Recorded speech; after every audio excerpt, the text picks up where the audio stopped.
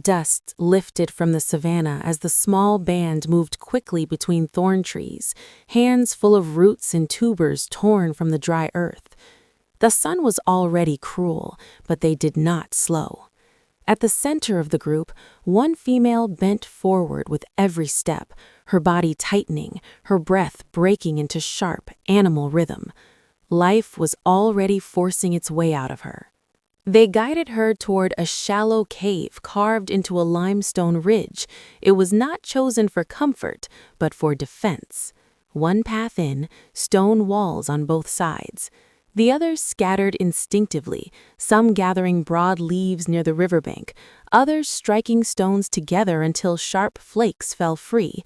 No one looked away from the female for long. Every movement circled back to her. Inside the cave, she dropped to her knees. Her fingers dug into sand darkened by old ash. Two older females pressed close, their bodies forming a wall.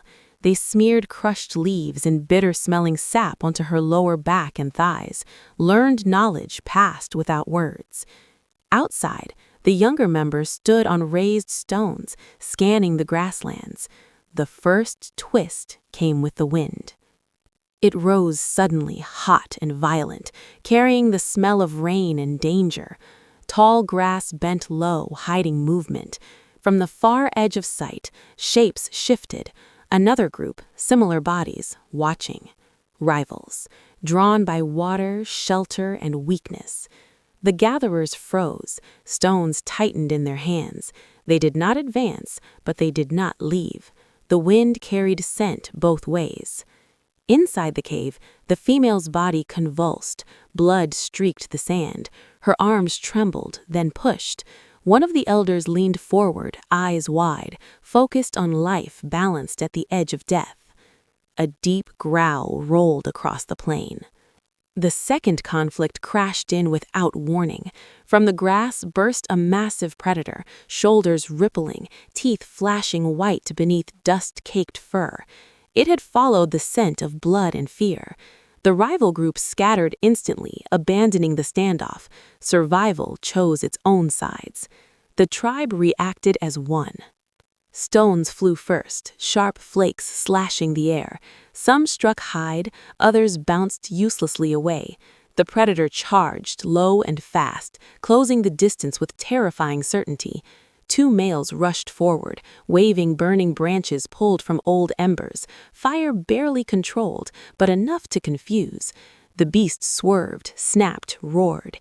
Inside the cave, the female screamed silently, mouth open, eyes burning.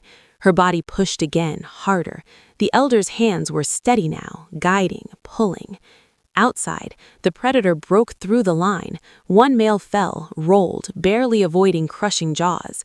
Another slammed a stone into the animal's skull. It staggered, enraged. Rain exploded from the sky. Heavy drops turned dust to mud in moments. Fire died with a hiss. The predator hesitated, then lunged again, slipping on wet ground. That moment, one breath long, was enough. A final barrage of stones struck eyes and snout. Pain overtook hunger. With a furious roar, the beast turned and vanished into the storm. Silence followed, broken only by rain and breath. Inside the cave, the final struggle came. The female's body gave everything it had left. With one last convulsion, new life slid into waiting hands, small, slick, fragile, alive. The elders cleared its face, rubbed its chest. A sharp cry cut through the cave, louder than thunder. The female collapsed backward, chest heaving, blood soaked into sand, but her eyes tracked the small body pressed against her skin. She touched it, then pulled it close, instinct older than memory.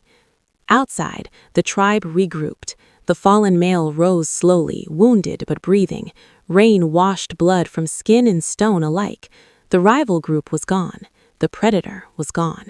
What remained was survival. As the storm eased, the tribe gathered inside the cave. They shared crushed roots, chewed slowly, fed strength back into exhausted bodies. Leaves were wrapped around wounds. The newborn slept, curled against warmth, unaware of the world it had entered. When night fell, laughter-like sounds escaped tired chests, not joy as later humans would know it, but release. They had endured, they had protected, life had continued. At dawn, the savanna steamed under rising sun. The tribe emerged together.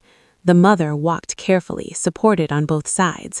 The child was carried close, shielded by bodies and shadows. They moved on, not back, not forward, but together, leaving behind trampled grass, drying blood, and a cave that witnessed the oldest struggle of all.